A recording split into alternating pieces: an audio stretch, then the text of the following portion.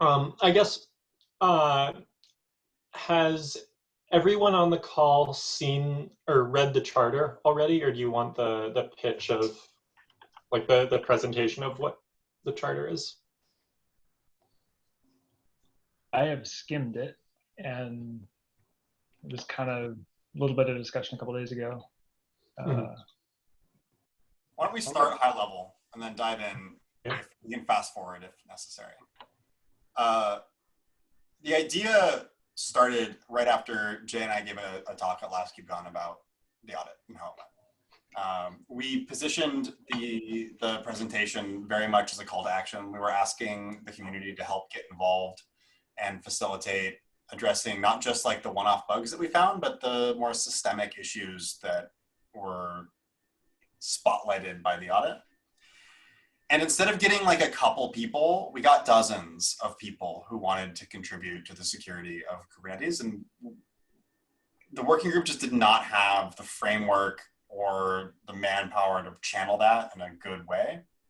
And then that idea developed in talking to Tim and others about how we could channel all that energy productively and what aspects of Kubernetes security weren't being addressed in a cohesive way from the current organization. And from that came the idea to SIG Security, which we're learning was not an original thought, one that keeps coming up again and again. So the goal is to form a group of people that would act as the umbrella organization for the working group as it currently sits, which is centered around just running audits and getting that feedback back to the community. And then under that new umbrella, we would have room for other initiatives, things that are spawned out of the audits, as well as other tasks that exist today. It was pretty clear initially, there's already obviously a CNCF SIG Security that has a role to play, and we don't want to have overlap between the value that they're adding. And of course, there's also sig-auth, which has morphed over its lifetime. Sup, David? You're muted, by the way. David, you're muted. You are still muted. You're muted, but you're not echoing. Progress.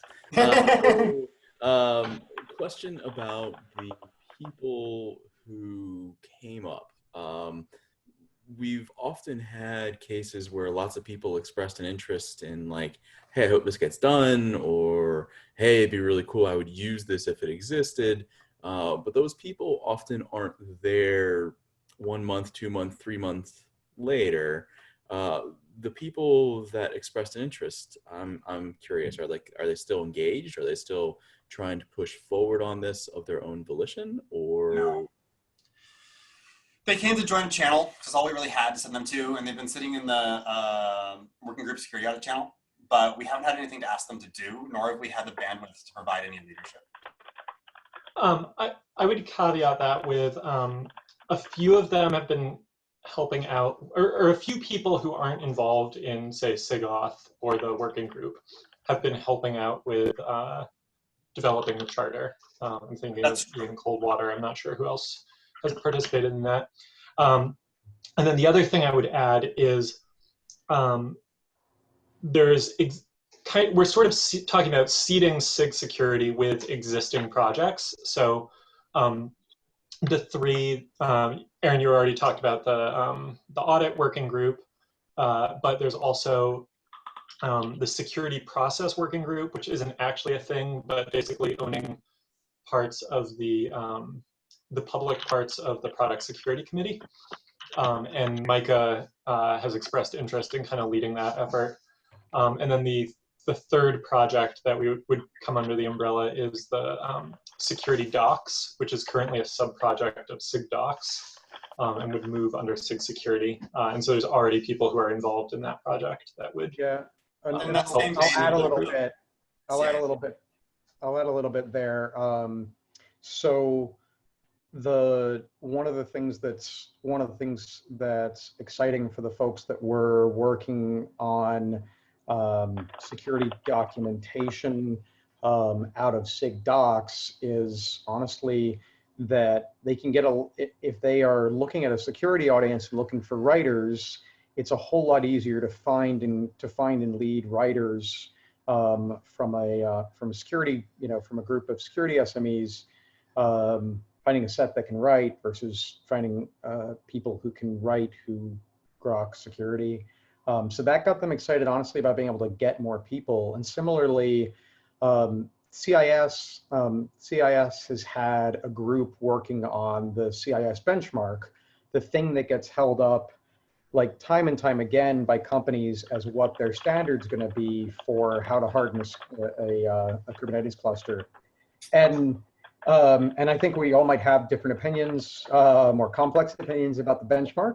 But the two people leading the benchmark work, Liz and Rory, they definitely liked the idea of being able to work on a hardening guide from within the Kubernetes organization instead of just from within CIS, and felt that if they're doing that, that would give the Kubernetes organization a lot more leverage to influence what the benchmark is like, because the CIS benchmark ends up having constraints on it that are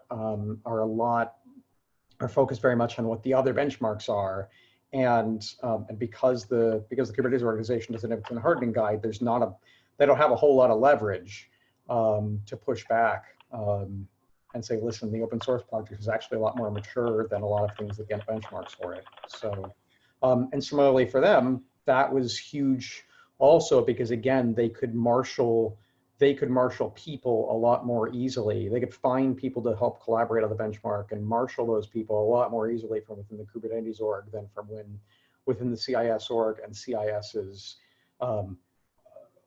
web app that's used for collaborating and authoring, which is just god awful compared to just doing something in GitHub. So they had a lot of excitement, and I think that's partly what I wanted to contribute to that, to the pitch, as it were, is that this kind of there's excitement and people who want to participate on security, on security process, or on improving security in the product, or around giving people more guidance and more kinds of docs about how to do security, and or about responding, or about doing what's done on the Slack channel on the mailing list, about doing that kind of outreach. And so that's a big part of our focus for creating a security SIG, is basically one of those, if you build it, they will come. We already know they'll come in response to calls to action. But if you build it, they will come. So let's give them a framework from within which to come, as it were. So to summarize, David, the 15 people were 20, 25 people that came initially. Some of them stuck around, but also as we've started this conversation, other more established contributors to the project have also shown up with projects they'd like under the umbrella. I think it's kind of a two-pronged. If you're worried about, will we build it and then no one comes, I actually think that's pretty well addressed. Well, I mean, so No one stays. It's not just no one comes. It's are we just borrowing people from other places? And are the people that we are collecting doers? I don't know of like a more polite way. Definitely don't phrase it as doers, or I don't know a more polite way to say it, but I think those are the kinds of people we want to collect, and I don't know. That's why I was asking. So, a movement of docs from one SIG to another is not a net gain, but I wouldn't, if it existed, okay. But the other people coming in to work on the benchmarks, right? Have they come in to work on benchmarks before? Do we believe that they didn't want to work on it because they didn't have a SIG name? I mean, they did work on it in the CIS org. Like in CIS, they wrote the last many versions of the benchmarks. Sorry, that was all I was asking. Not like doubting that the people were there. Just more. There's a lot of lurkers in, say, sig-auth, if you look in the space. Sure. So what I was going to hit was it seemed like your question was partly like your first question was about will they stay, and your second question was like, listen, if you're just shuffling things around, like where's the gain? It's kind of like you're moving some leaders from one place to another and giving them a place where they have better access to the people, like attracting people to collaborate on a CIS benchmark. I did that many years ago, and it basically means that CIS finds you the people, and then you work on it within a CIS, playground, and the thing that's created in the end is marked by CIS, and you just call it a day. Kubernetes is, at least at this point, can attract people a lot more, can attract and gather people who want to work on a benchmark a lot more easily than CIS can, particularly since the CIS's way of doing it has such a high barrier to entry. By barrier to entry, just like you have to go and get an account on their platform, and their platform's a pain in the butt, and we've got something that's a lot more scalable. I mean, they'll take all comers. You just have to make it through the crucible of creating an account. and not find the web app so damn painful. Like literally what Liz and Rory were describing is there are submissions they just never get to because of how arduous the system is to work through. I don't want to. Anyway, sorry. I'm so in the weeds. Like a basic checkbox, like, do we have? Yeah. Are they doing? So. I'll give one more data point, and then I'll shut up for a second. And that was, so one of the people who came up after that talk there, that Aaron and I did, is a friend who was, who led one of the component projects of OpenStack, and for her, part of it was like literally like, I want to contribute, just kind of give me a place to do it, and a task, and a room, and we really haven't yet. And so she checks back in every now and then, is like, hey, are you guys getting more off the ground? How do I participate in the next audit? Is there something else I can do in security work outside of audit? I also, like that one also came too. Like, I also love writing docs and doing outreach. So we have the human power. We've actually also garnered a fair amount of new interest when we started talking about SIG security. What I was saying before, what we got in that channel was we've pretty early identified that we had to find our place in between sig-auth and CNCF SIG security in a way where the lines are clean and helpful. Mike introduced an earlier requirement, which was he didn't want to go to 2 meetings. I did reject that, but other than that, I do think we can find there's a lot of work that sits between those 2 groups that isn't currently being addressed or organized particularly well, which is what we outlined in the charter. Maybe it'd be helpful just to kind of picture or describe from the point of view of someone sitting in an existing SIG. Like sig-auth has its components, and sig-node has the kubelet, and sig scheduling has whatever. Like from the point of view of one of those owners, because I agree with Mike, I don't want to go to another meeting. Like what are the points of engagement? Like when would I reach out to this group of people? When would those people reach out to me? Like what would be helpful? How would the groups help each other? And how would the groups, I mean, not get in each other's way, but sort of like put checks on each other? And so my vision for that is that the group doesn't own any code, at least initially. I can't think of an argument currently for them to own software. Maybe glue code someday in the future, but I don't see that. The biggest value, I think, is going to be the SIG security group reaching out to SIG-node and sig-auth and other component owners to say, we've identified systemic issues across the board, and these are the kinds of changes we need to implement across multiple SIGs. Here's why, et cetera, and then work with the individual SIGs to kind of move that project that's larger than an individual component across the line. In the same way, like prioritization of horizontals like that. Like if I'm just trying to, usually when things like that happen, nobody disagrees that like the current state is ideal or is not ideal. And it comes down to like priority. Like, well, this thing's on fire and that thing's on fire, and here's a slow burning fire that's been there for 5 years. Like, how do these things prioritize against it? And so when a horizontal is like, we've identified this and we should improve it, how does that work if like there aren't bodies to improve it in most SIGs? If this is identifying things to improve. Well, that's what the working group is doing. The working group identified all the things. We have a massive list, none of which have moved. Well, some of which, but basically none of which have moved. Yeah. So, and one of the things that's absent is someone to drive it, like actually every day turn up and be like, well, not every day. These are important things to do. And if there is a body of people who want to contribute, there's no umbrella for them to say like, I'm looking at these horizontals holistically. Let me go submit individual PRs to individual components to start moving it. Like, I don't know where that person comes from. Right now, they don't have a place to be. I guess you could be a self-starter and just like look at the list and start submitting KEPs and pull requests. But most people don't work that way. Most people need someone to tell them what to do. Okay. At least that's my philosophy. If there's a counterpoint, Tim, Jay, feel free.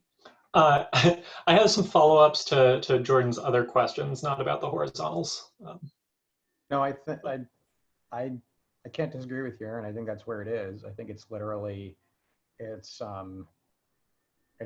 having someone to help do that. I don't know what else to call it except for that PM type role, like define what is it we need to get done, who wants to work on it, is it still moving, if it's not moving, can we find someone else who can keep it moving, and who do we need to talk to about what it should look like so that when we are presenting when we are kicking in a pull request, it's not in a vacuum. You're getting, sig-auth is getting something that they've heard about and like by the time that somebody's writing code.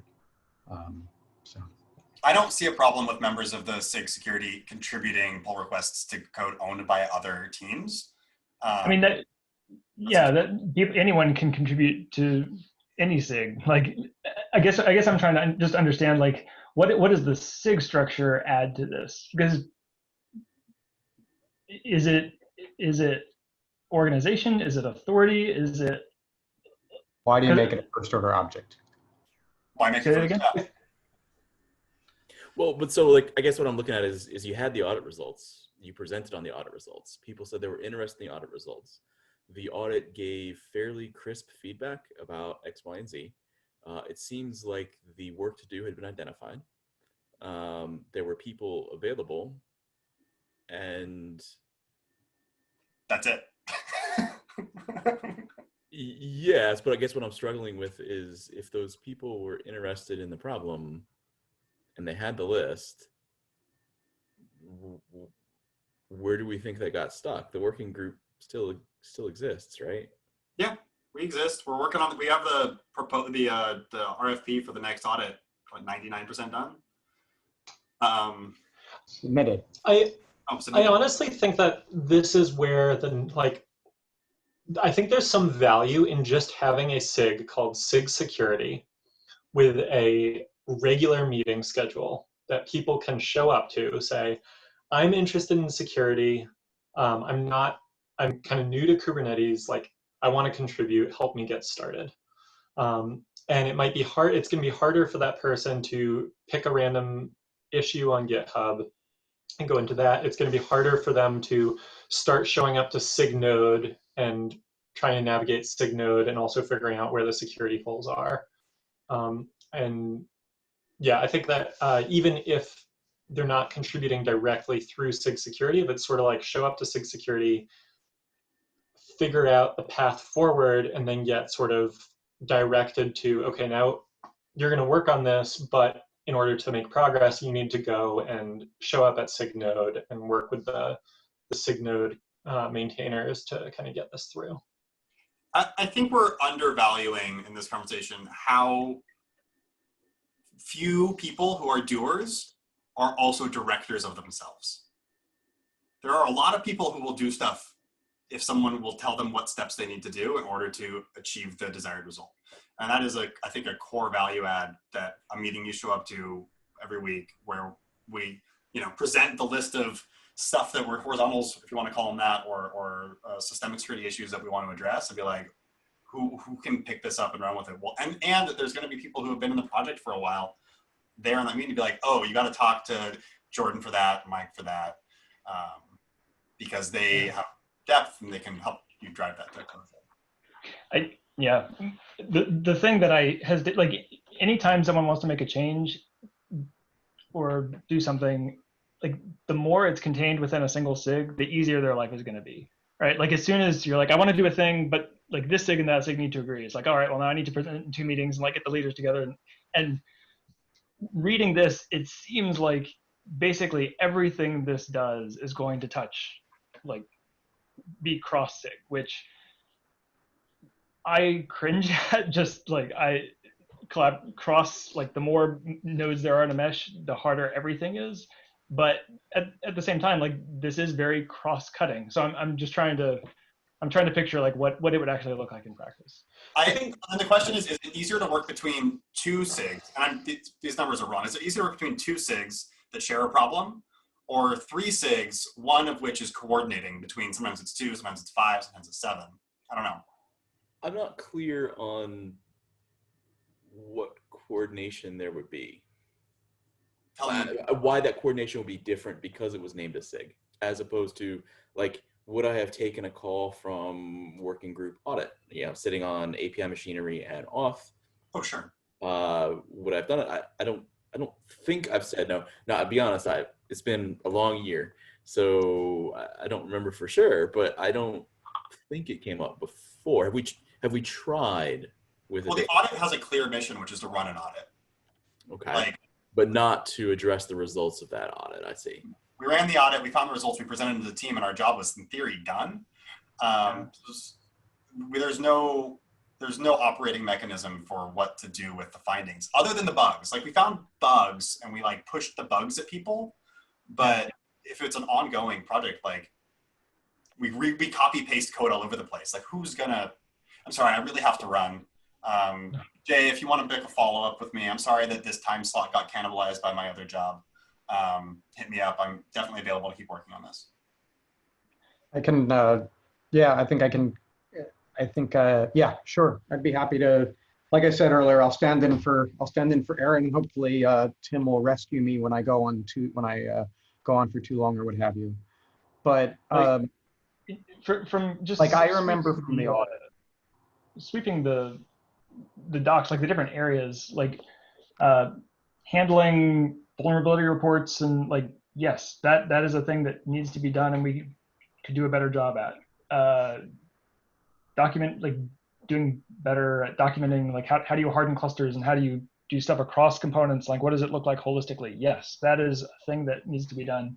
And taking the things that were found from the audit and staying on top of, like, are they getting attention? And like, I don't disagree that those are things that need to be done.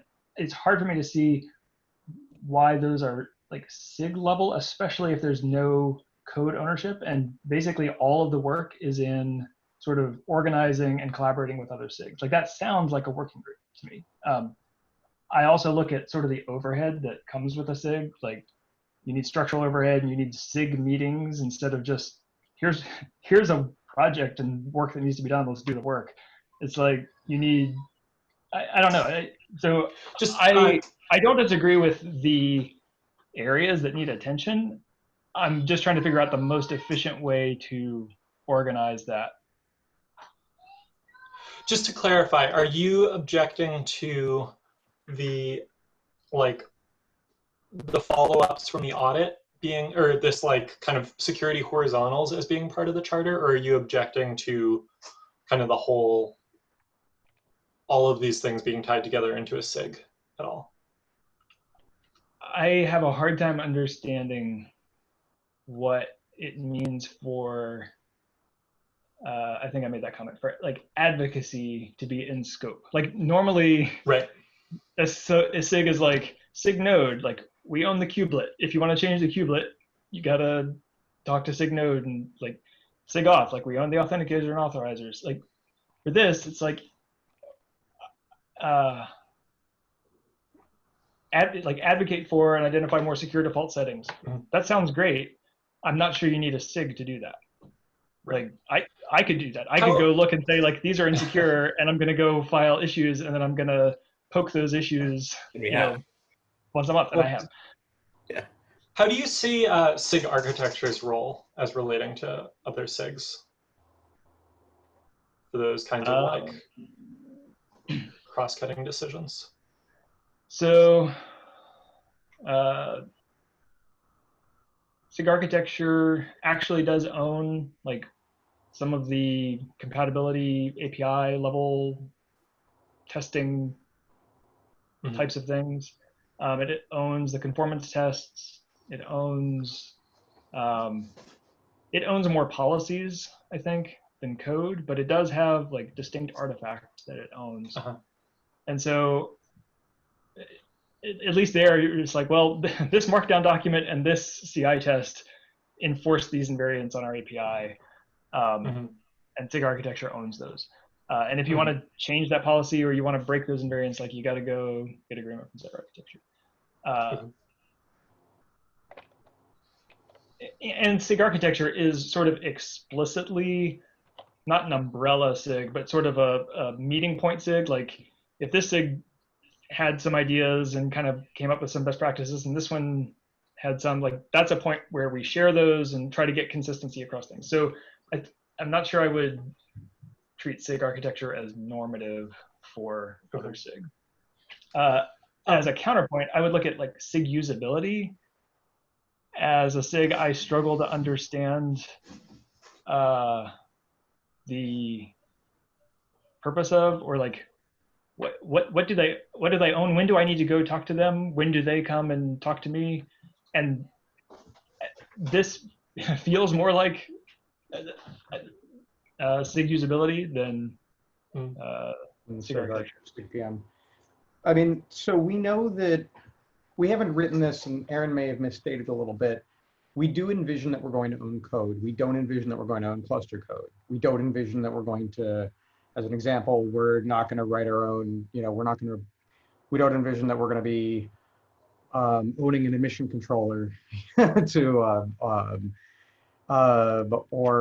or such. But we do, like, we know that we'll own code to help manage and triage and test the vulnerabilities that come in. We know that like there's a whole bunch right now. What gets done in the PSC, as I understand, to the extent that it gets automated, it's someone will have a tool that they use for themselves.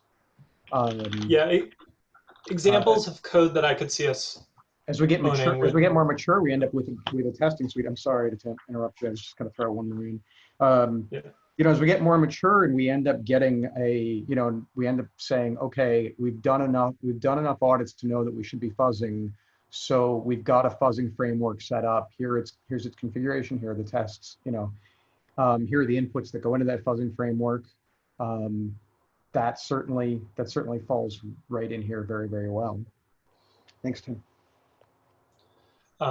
Just a couple other examples of code we might own. I'm not sure I agree with like the fuzzing framework as belonging to SIG Security, but the sorts of like process-oriented like infrastructure, like if we ever did something around like a vulnerability dashboard, that might fall to SIG Security. Any sort of like triage automation that we built for the PSC could possibly be maintained by SIG Security. What was the other example I thought of? Oh, if we ever had like a Kubernetes first party thing like KubeBench, that might end up getting owned by SIG Security. But Jordan, I did want to clarify, is like if we removed the piece about horizontal advocacy from the charter, would you be in favor of SIG Security and like keeping the rest of the stuff in there? Is your objection just with that part of the charter, or is it the whole idea?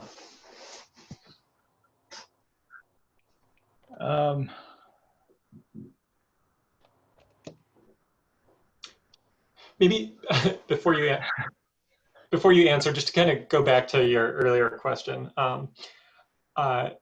you and Mike don't want to go to 2 meetings. I don't think that you and Mike are going to need to go to the SIG Security meeting. I mean, unless you want to. That's kind of my take as well.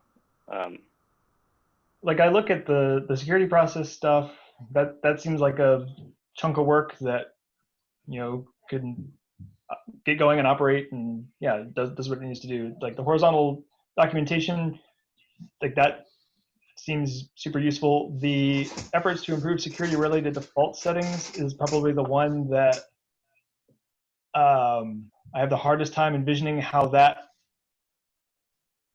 like what once you identify those settings and you have like the list, that seems like it would take, I don't know, a day. And now you have a list, and it seems like all of the remaining effort there is going to be spent in the individual SIGs and with API machinery working on component config. So like I said, describing the interactions between this group, whether it's a work group or a SIG or however it's organized, and the existing components would be helpful in making sure that we end up with something that is efficient and actually focuses most of the energy that people want to contribute to getting these things done, instead of like SIG process or SIG interaction overhead, or, you know. So I am in favor of all of these things getting done, and I want to make sure that can happen as efficiently as possible, both for people who are new and want to jump in here, and for people who are already working in all of the related areas.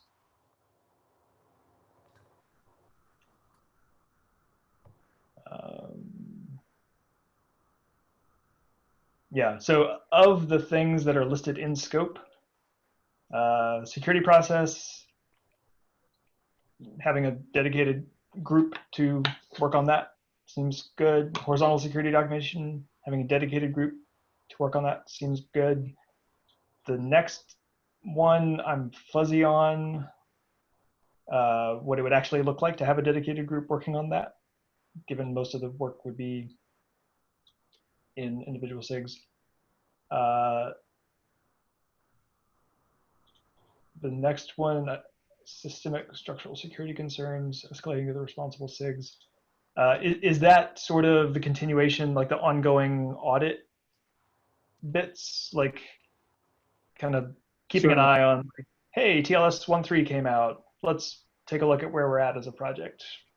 I can speak to that example. So we had the audit results that we got back came in basically 2 forms. One would be vulnerabilities that were clearly a CVE. It could run, you run it through the PSC, and and it'll get addressed that way. And then there were other findings that were less, okay, that's a clear to-do item, what do I do? So the one there was, hey, we've got code all over Kubernetes that creates TLS connections. This is just one of the big examples. So we got code all over Kubernetes that creates TLS connections. Some of the code that does it well. Some of the code that does it poorly.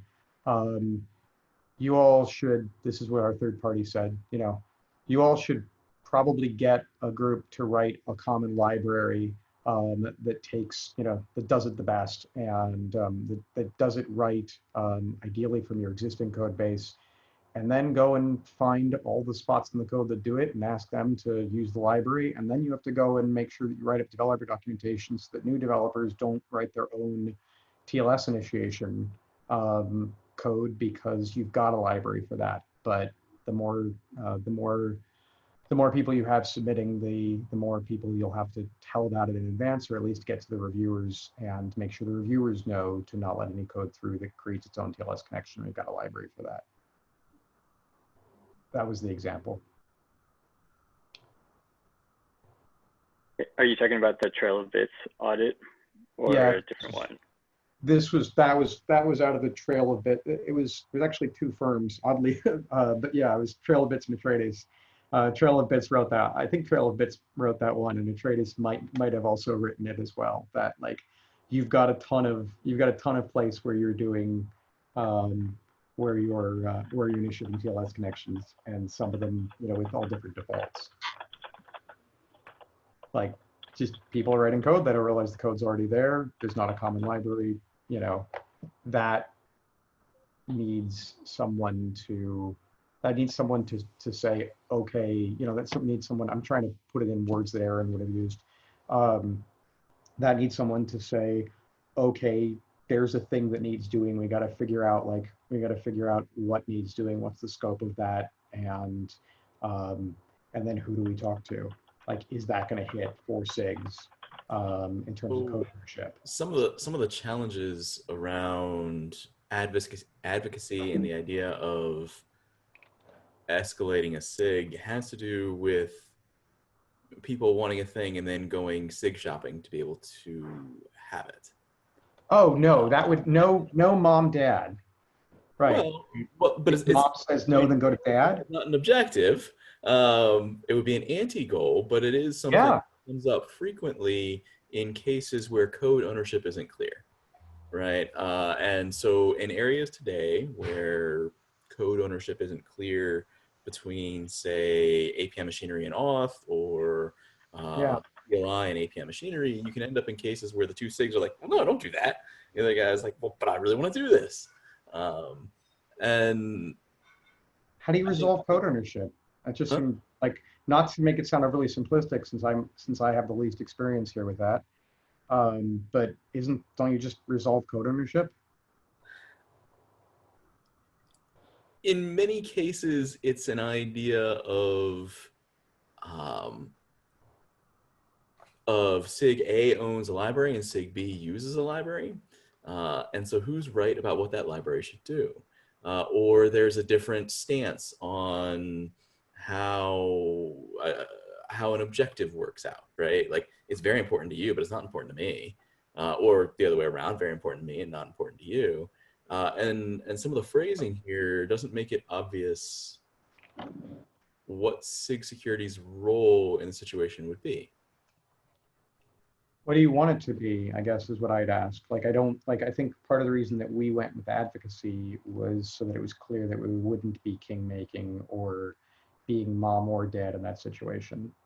That we saw our goal partly as a way to more information. Very, very, very few information security professionals have gotten into Kubernetes, and more of them are going to be coming. And honestly, part of our thought here was to give them a way in which to contribute, rather than to either walk in, say this is too complex, and walk back out, or to walk in and just start, you know, and I don't know what the other one would be, or to otherwise chaos. It was kind of the give them an avenue. I don't imagine, like, I haven't imagined that a SIG Security would somehow own those decisions. It doesn't make any sense. And honestly, anybody who's done the CISO role or any of the, you know, any kind of security management role knows you don't get to do anything by fiat. You can try, you might even be given the authority to do something by fiat, but people will go around you. Like, people will find a way to evade. So I guess what's the example of the audit? So there was one that identified that you could, so Kubelet and the API server lets you turn on any cipher that Go supports, basically. So by default, we use the default Go ciphers, which are like turn off really awful ones. But like we surfaced whatever ciphers the Golang standard library supports, and you can turn them on. And that got flagged in the security audit because a cluster administrator could opt into using ciphers that were considered insecure. And so there's been a couple attempts to basically disallow those, even though the standard library supports it, and they're not on by default, and like you have to explicitly opt into it. And so part of what I am envisioning is sort of best practices getting identified, and then enthusiastic contributors coming to SIG Security and be like, all right, I looked at the list and like, this is a best practice. And this is now my primary goal in my open source life to make this reality happen. And I'm going to push it, like with the best of intentions and with boundless energy and enthusiasm. And then it's going to hit SIGs where they're like, you know, this isn't the default. If an admin like turned on 3DES, maybe they had a good reason. Like maybe it's an isolated network environment and they're supporting IE. Like, I don't know. Is it worth breaking compatibility for a non-default? You know, and so Yeah. That's kind of where I was going with the prioritization conversation. Like, Yeah.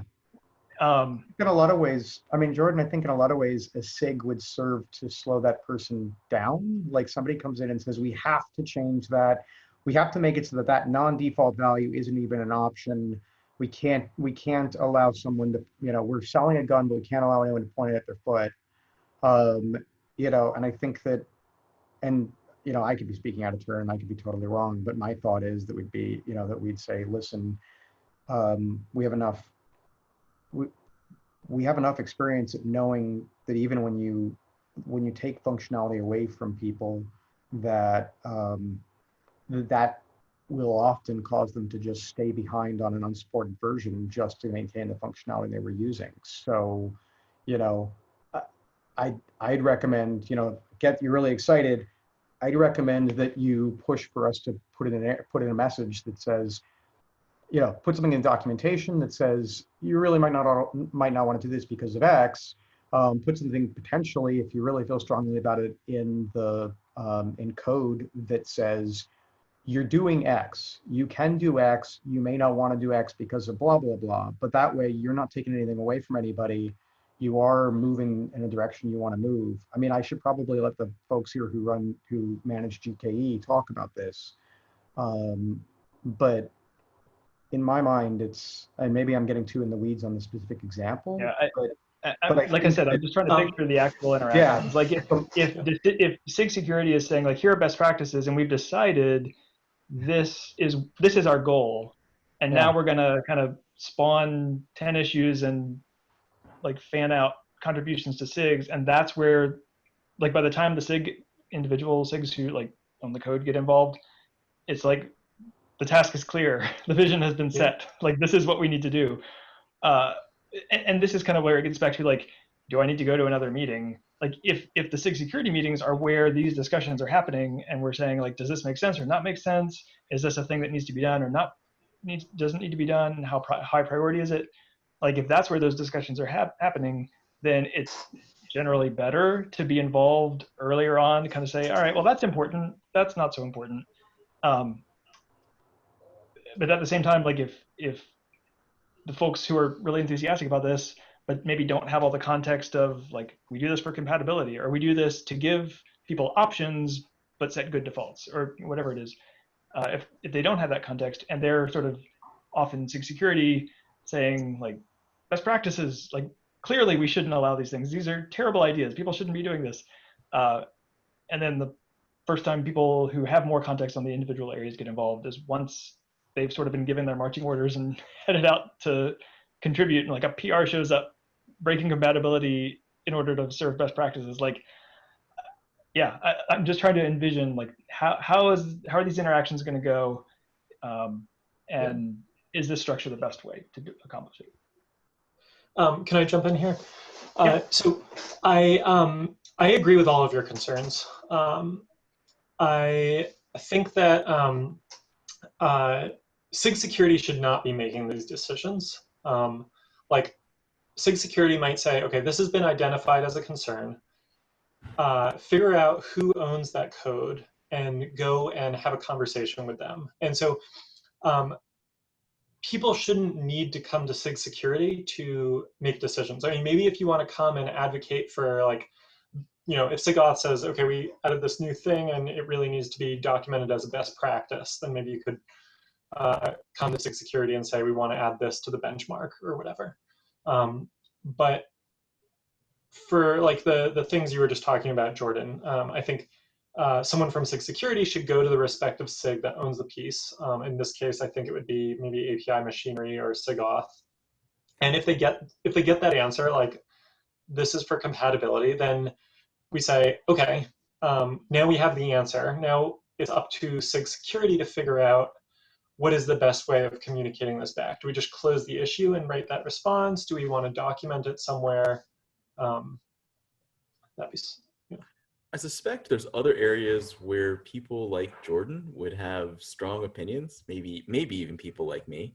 You know, You having a strong opinion? Things like a hardening guide, right? There are likely to be lots of opinions there. That actually seems like a really good idea for a general working group to me, right? Like I think about who I want to be involved.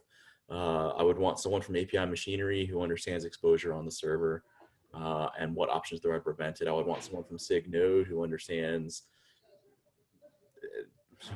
stuff that I don't understand. It disappears in the kubelet and magic happens. And then I'd want, you know, someone from sig-auth. That makes sense. Right. And so I'd look at that and I'd say, I want these people together. Do I think I would want all those people to join a new SIG, or do I think I would want to create a working group for the purpose where people from those SIGs are requested? The problem with the working group is the way the governance documents are written today is that they do not own any artifacts and they're temporary.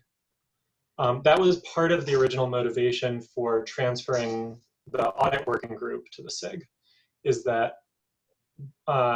they want the audit to be a like recurring, regular thing, and so it doesn't make sense for a working group to own that indefinitely. And I think this is a similar case where like maybe you could argue a working group could sort of bootstrap a hardening guide, but eventually you want some sort of long-term ownership over that to keep it up to date and whatnot. We're honestly kind of imagining the hardening guide becomes a sub-project, and that also means that the people who are working on that don't get stuck coming to a SIG meeting, or for that matter, a working group meeting. The way our working group worked is that it did have a weekly, or does have a weekly meeting, but the hardening guide won't need a weekly meeting. You know, for that effort, to the extent that they do get, on Zoom or on the phone or what have you, you got to think it's only, once a month to shout at each other. But wow, you have emergency midnight hardening guide meetings. Yeah, I know, right? Yeah, I mean, I can tell you the CIS hardening guides are written without any meetings. It's all done online and in mailing lists and what have you. So they made an app with the process.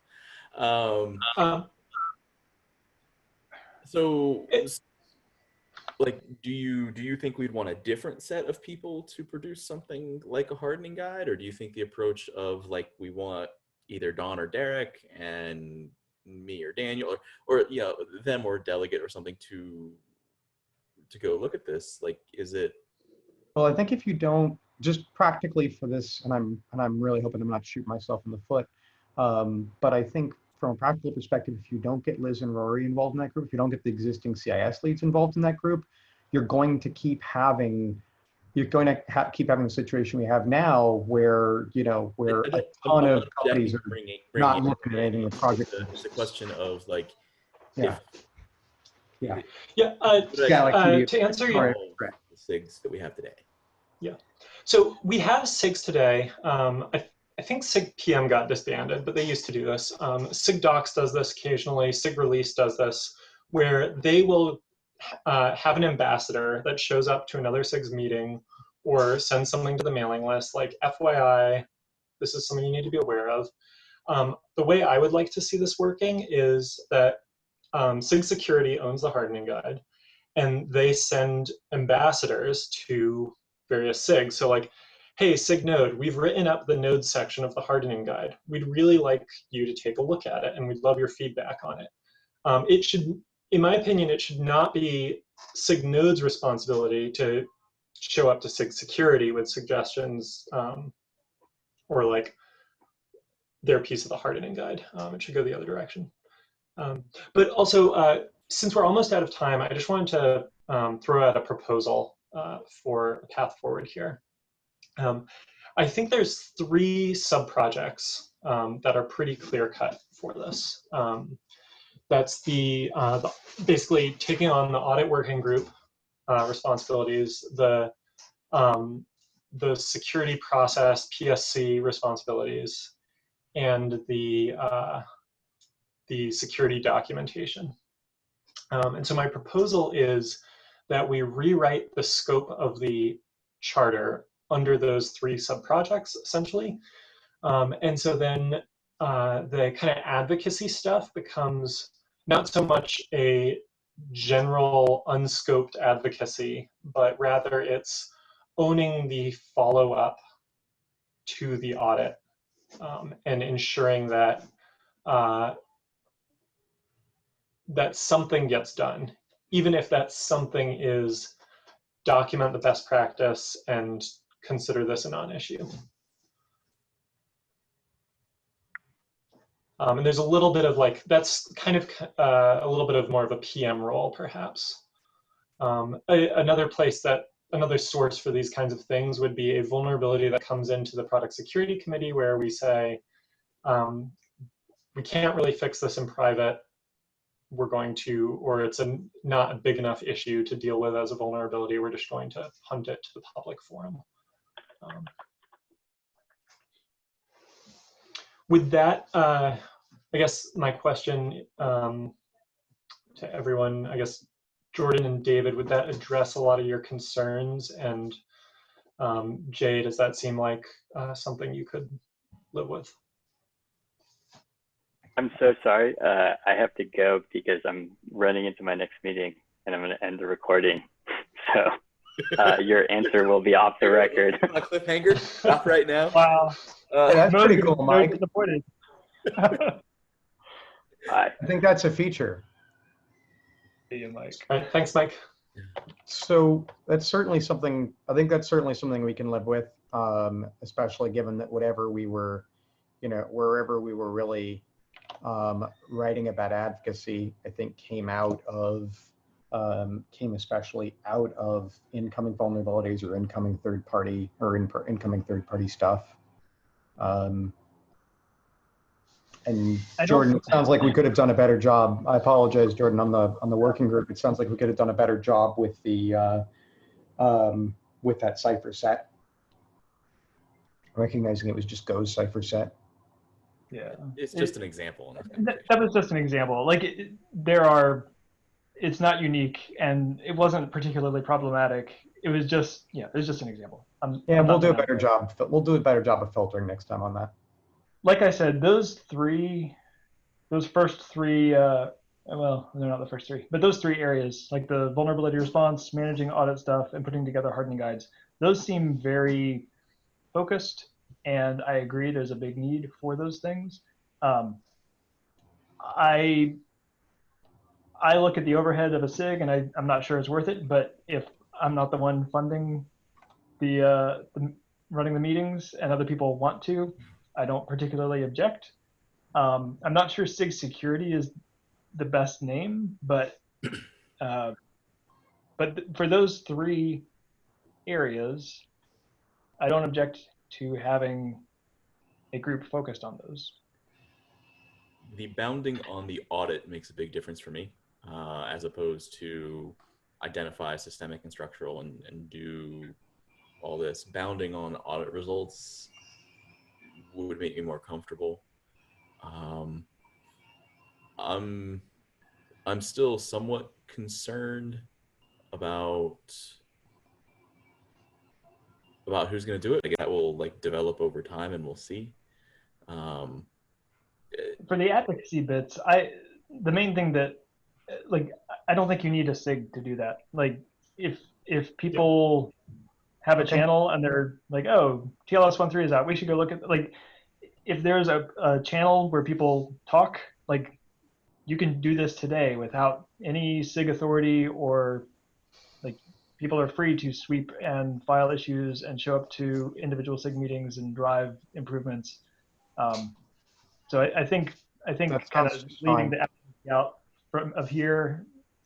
From and Yeah. I mean, honestly, from a comfort perspective, the thing was, we weren't ever going to have any, like, the whole reason we were phrasing it as advocacy was to underline that we didn't have any authority. All we were going to do is basically, I'll say that try to- externally, given a name of SIG Security, the anyone on the outside and most people on the inside would be very surprised if a SIG Security lacked the authority to make a change. Even after we complete this, it's still going to be very surprising to people if that continues to remain the case. It seems with code ownership, though, that you know, like it's like, you know, everyone's pretty clear that sig-auth owns authorization code. Like, it's clear to people in the project. It's not necessarily clear to new people to the project.